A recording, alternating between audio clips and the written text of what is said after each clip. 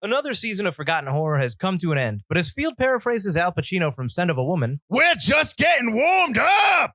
Spend the next few months with Forgotten Cinema as Season 7 kicks off with movies from all across the decades. We jump to the 70s to talk about The Front Page, starring Jack Lemmon and Walter Matthau. We dive into the 80s with Michael Mann's Thief and the Dennis Quaid Meg Ryan thriller DOA, and then slice into Butler's childhood years, the 90s, with The Last Samurai and The Negotiator. That's right, Field. You're old. So very, very old. Shut up, Butler. Forgotten Cinema, part of the Forgotten Entertainment family. Hi, I'm Mike. And I'm Dave. And join us every Thursday for a new episode of Two Player Bros, a podcast about two guys who play way too many video games. Join me and Dave as we talk about the latest in Xbox, PlayStation, PC, and VR news, previews, and reviews. We have it all, and we play it all. And join us every other week for Post Game, where we play through and dive deep into our favorite modern classics and new releases. That's Two Player Bros, available every Thursday wherever you get your podcast, part of the Forgotten Entertainment family. Hi, I'm Mike Field. And I'm Pat Whalen. Pat is a lifelong comic book geek. And Mike is a filmmaker and storyteller. So naturally, a bulk of our conversations surround the world of the Marvel movies. Some consider the MCU one of the greatest achievements in modern-day filmmaking, and others just think they're comic book movies. Each episode will tackle one film and discuss the differences between the comic book and what's on screen.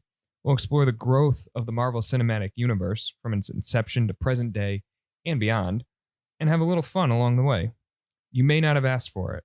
You certainly don't need it, but you'll be happy we're here. We think. This is Yet Another MCU Podcast.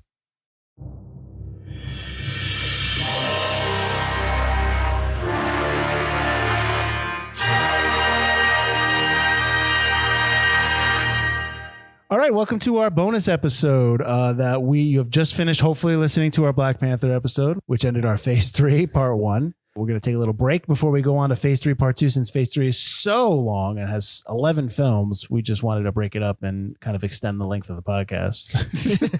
So this is going to be a little bit of a different bonus episode because I have no idea what's coming. I was told not to prepare for this. I was told that Pat's going to throw things at me and I'm going to react. So Pat, why don't you tell everyone what this bonus episode is about? Well, first of all, for those listening at home, I'm not physically throwing anything unless Mike gets something wrong. Ooh. So this episode is about event comics, an event series. And we've talked on them in our Civil War episode, which is the beginning of Phase 3. The Civil War comic book series was a 7-issue miniseries that dealt with the Superhero Registration Act. And it also had every other comic in the Marvel comic universe tied into it somehow. And that's what these event series do, is there's a main story, there's some core spin-off characters that are dealing with the ramifications of it, and then there's a whole load of ancillary content. And so Marvel so far has adapted in several ways various event comics, Civil War being the biggest one, Thor Ragnarok and Planet Hulk is another one, and then there's pieces in there for Armor Wars and a handful of other things. But what I wanted to do today, and Mike, since you haven't read the comics and you are new to this, I'm coming with a filmmaker's eye and a movie just viewer's eye. Okay. I'm going to read off some descriptions of some of the events that they haven't done. And I want you to tell me how plausible it is for them to do these, and just give me your quick take on them and what Marvel either has to do, or is it just too crazy for them to put on screen. So these are ones that are events in the comics that they have not talked about doing as a film, or they want to.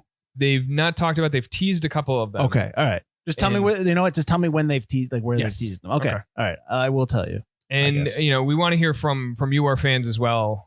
Mike is just one of the many people who can take a look at these and guess what they can do. So I'm only one. Email us at yetanothermcupodcast@gmail.com or message us through Instagram or Twitter at yetanothermcupodcast on Instagram or at MCUYet on Twitter.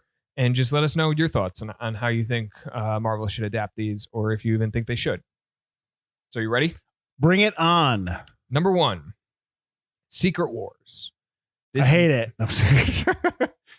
It's going to get confusing with Secret Wars. So, Secret Wars. This mid-'80s series, The Beyonder, a cosmic entity, pulls together a group of heroes and villains and forces them to fight on Battleworld, an other dimensional portal with alien tech and weapons. Notable developments of this series include Doctor Doom, the Fantastic Four villain, briefly gaining the Beyonder's cosmic powers, and Spider-Man collecting the black symbiotic Venom suit. And most importantly, because comics are nothing without the money that they can make off of them, this is made as a tie-in with Mattel to sell action figures.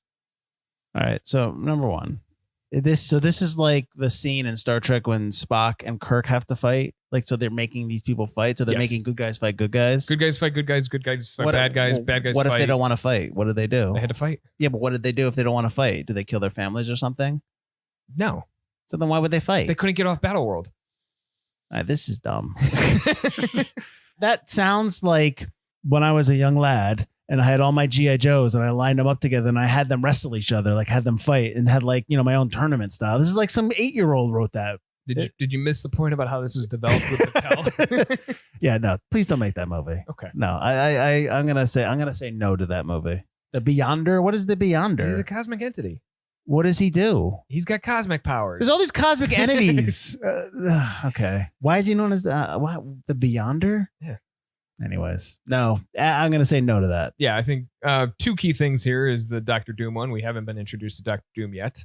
Wait a minute. So this was going to be his. Oh, you're talking about in the movies. In yeah. the comics. Yeah, we haven't. True. No, what are you introduced- talking about? I've seen Doctor Doom in the Fantastic Four movies. Okay, we're not talking about that. We don't talk about the third Fantastic Four movie, or the first. I guess we don't talk about the fourth one or the first one, the Roger Corman one. No, we don't have to talk about any of them.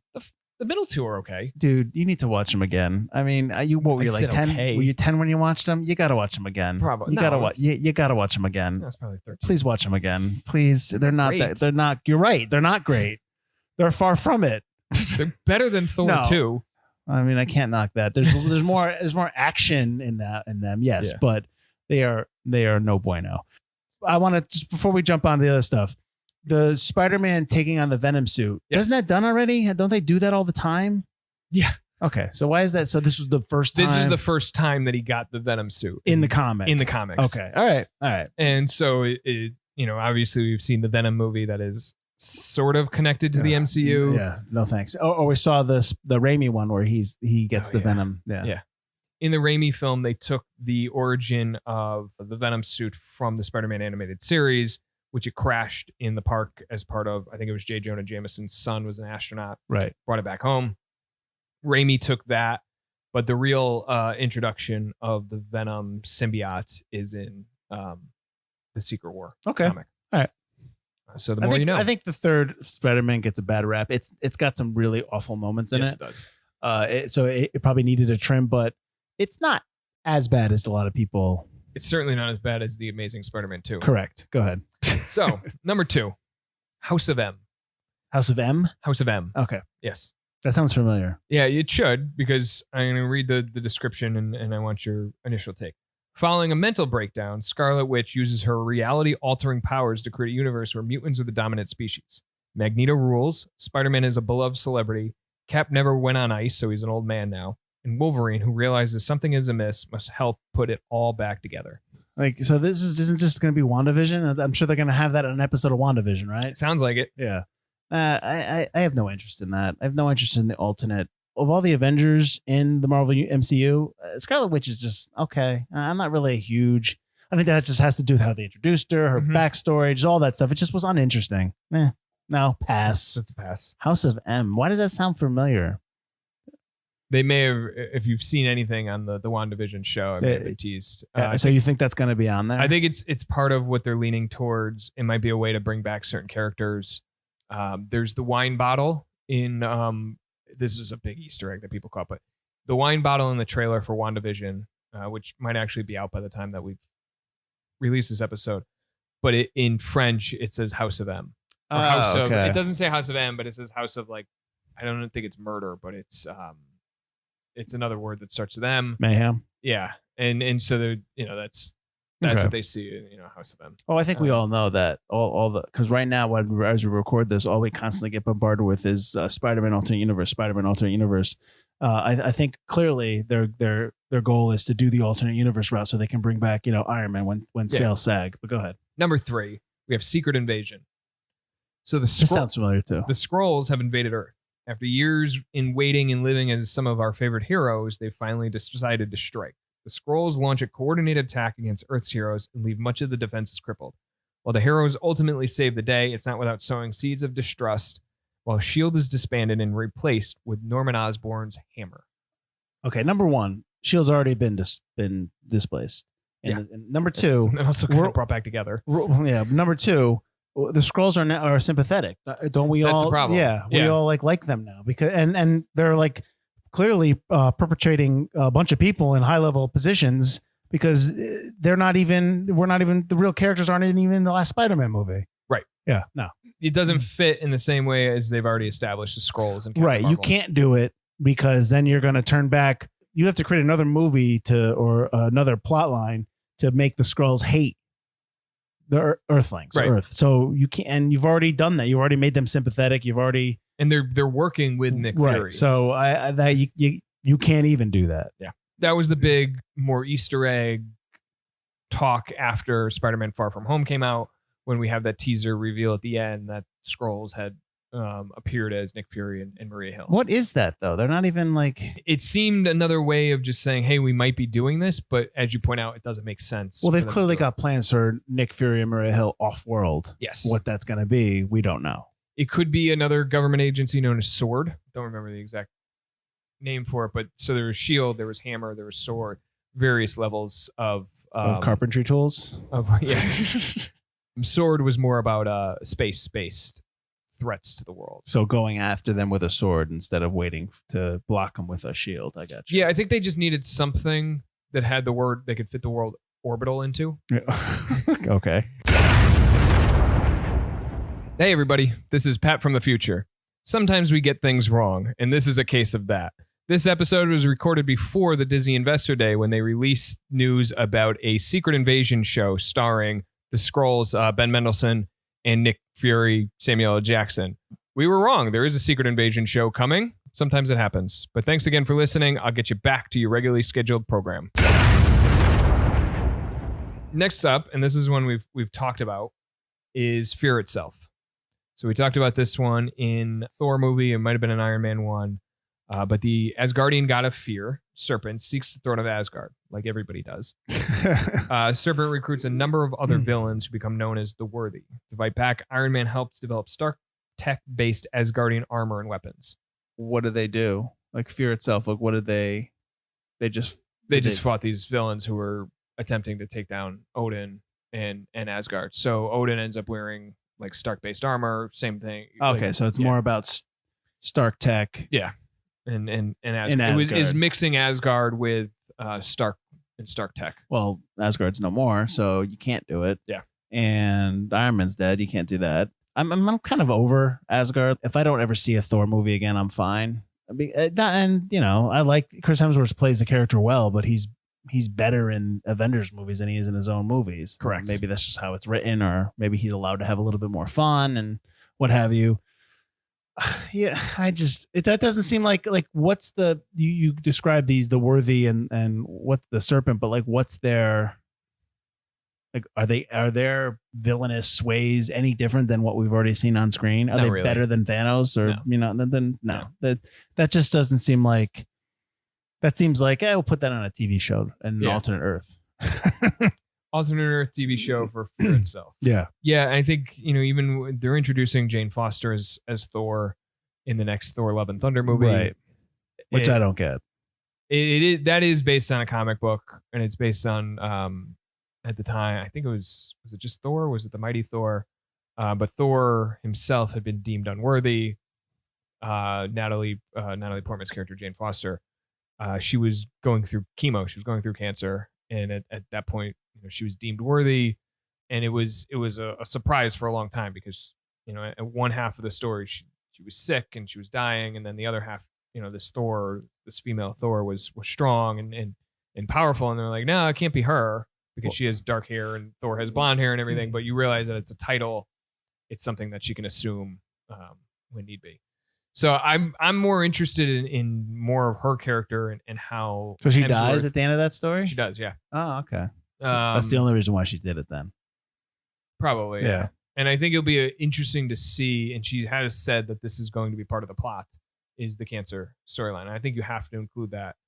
And I think it'll be interesting to see a superhero with cancer, but more so, I'm actually interested in just seeing Portman and Hemsworth. Well, they're gonna wrap them up. Do they have a chemistry that returns, or how does it work for them? So anyway, now we got our last one, because we're gonna keep this one short. Is Secret Wars. Wait, what was the Secret Invasion? Okay, good. The first one was Secret Wars. There was a second Secret Wars. Why did they name this event twice? Well, there was also Secret Wars 2, and then there was Secret Wars 2, and then Secret Wars 2015. Oh God! All right. Yeah. So what it's is this the same one name. about? What is this Secret War about? Battle World returns. Oh, come on.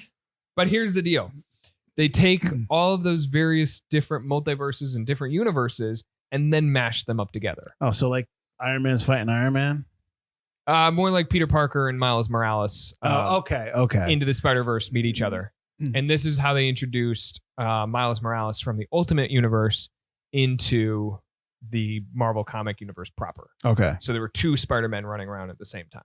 So it was Peter and it was Miles. And for those that don't know Miles was the main character in Spider-Man Into the Spider-Verse, which really has sowed the seeds for this multiverse concept. And it's a great movie. A lot of fun. Animation is spectacular. Check it out. Yep. But yeah, so this is how they brought various characters into the world. And I included this one on there specifically because I know what's going on in the Spider-Man rumor mill. Yeah. And trying to get Tobey Maguire back in, trying to get Andrew Garfield. Oh, you give them enough money, they'll do it. Well, that's and as we're talking about this in the middle of October 2020, the Marvel and Sony have come out and said any rumors about bringing them all together is unconfirmed, and there has been talk that the reason for that holdup is because Toby is holding out for more money. Of course he would be. Why wouldn't you? Especially when they've already started filming. Yeah. They've already started filming, and now he can hold out for whatever he wants. Of course. Which, for the last couple of weeks, and again, we're in October here, social media has been filled with this idea of the multiverse, a Spider-Man multiverse, bringing all three together. First, it broke on news of Jamie Foxx returning as Electro. Yeah. Then we heard that Benedict Cumberbatch will be in Spider-Man 3, whatever they call it, home run, home run, homeschooled, no place like home, whatever you want to call it. I gotta wonder because they we're on social media, we see the memes pop up. Do you think? I mean, it must be the case that Marvel or Disney or whoever has people putting together these memes and spreading them out there so that the support grows for the idea before they officially announce it. I think that if there are what do they call them, troll farms in Russia that do this for elections and to overthrow the Ukrainian government, I think or the U.S. government. The U.S. government, I don't put it past somebody at Marvel to do that. No, absolutely not. No, I think a lot of that stuff's planted. I think a lot of the stuff they put out there just to see what the reaction would be. Yeah. They've always said they're listening, so no, absolutely not. But let me get back to Secret Wars. Let me get back to this battle world concept. What is this? Why they can't leave until they win? It's so stupid. So after the first time and you leave and you win and you leave Battle World. Oh, we did it. Why don't you go back and blow the world up? Why do you allow this? Is this the Beyonder again for this one? I think so. Come on, man. You couldn't fight this guy and kill him and then be like, enough of this. We're not doing this anymore. This is dumb. That's dumb. I don't like that. That's so stupid. Do they do well? The comic sales? Yeah. I mean, comparatively speaking, the sales for comics have dropped off over the last couple of years, and they don't sell as well as they had previously. You just have like a very core following who go and get them every month. Yeah, I mean, the big series will. Usually the first issue of the series will sell too, basically because they'll get, like, when House M came out, when Civil War came out, even the ending of Civil War, Marvel, or even, if you're talking DC on their own crossover events, because this isn't just tied to Marvel, they'll get a lot of like mainstream press. So they'll put it in USA Today, they'll put it on CNN, they'll get it on the Hollywood Reporter, they'll get it all over the place. So then the public gets their eye on it. And the public really isn't interested in any of this because, there's a lot to follow. And it's like, I'm not going to just jump in. If you just, like you did, you read Civil War. Right. without knowing much of the Marvel history, Civil War is a challenge. Correct. And without reading the other 20, tie-in issues, Civil War is a challenge. Right. Same thing with House of M. But what you'll get is a lot of speculators coming in and maybe buying the first issue or just trying to collect the series. Okay. Not to read it, just to have it. Just to have it. Gotcha. I mean, I know I'm my first reaction, dumb, stupid, but I'm just, that's for the podcast sake. But it's just, it doesn't. It has no interest for me. I don't know any of the backstory, and because they just seem like they just want my money. Cash grabs, money grabs. I'd rather see something that's organic. Money grabs, like we said, I think House of M was 8 issues. Civil War was 7 issues. Like if you were to go buy the series titled House of M, the money grabs aren't those. It's, you add another comic to your list every month. Mm-hmm. No big deal. Mm-hmm. It only runs half a year or 3/4 of the year. The money grabs are the tie-in issues that they plaster a big Civil War tie-in piece on the top of it, and really maybe it has like one panel and a half that tie into it. Mm-hmm. That's the money grab. Okay. And that's where it almost goes back to the Marvel Netflix shows when you're like, oh, this ties in because you see that I think it's the first episode of Daredevil where it's like Battle of New York. Right. That's the essential idea of some of these like ancillary titles is it has really nothing to do with the rest of the MCU. Okay. It has nothing to do with the Marvel Universe, but you see that one little thing that says Battle of New York. And so what happened. That's all you get. Okay. All right. And so you get dragged into paying $3, $4 for a tie-in that really doesn't do anything. So, Gotcha. Well, I don't think they're going to do any of these, obviously. I think that if I was to put some money on it, I think House of M would be the nearest one that they could consider doing. You probably already are going to see that, like we talked about on WandaVision. I think anything with Scarlet Witch on TV is probably better than anything on Scarlet Witch in the movie. Yes. I don't know. Her character, the way her character is in the movies is just uninteresting. I don't know. Maybe it's just because there's so many now. It's really tough to kind of gravitate towards. Oh, I like that character. I like that character. It's really tough. But well, thank you for peppering me with these. You're welcome. So that's it for this bonus episode. We will return next week with another bonus episode. So yeah, so that's it. Thank you for listening to this bonus episode. We'll see you next week. Pat, do you have anything to add? Just that if you have thoughts on any of these tie-ins, how they could adapt them, or if we missed any and you have a favorite one that you'd like to see adapted, shoot us a message, Instagram or Twitter, and let us know how you'd like to see it brought to life. All right, sounds good. Take care, everyone. Have a good one.